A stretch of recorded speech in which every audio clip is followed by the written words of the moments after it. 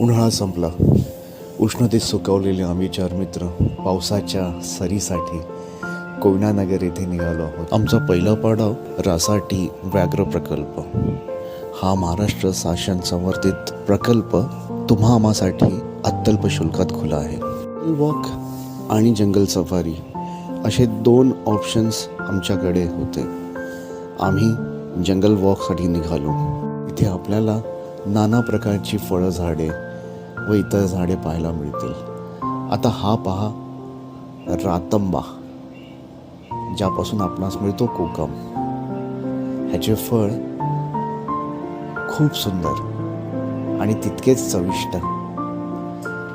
या हिरव्या गालिचांमध्ये वृक्षारोपणमध्ये आम्ही 4 मित्र पूर्णपणे मग्न झालो. जंगलांचे सामर्थ्य पहा.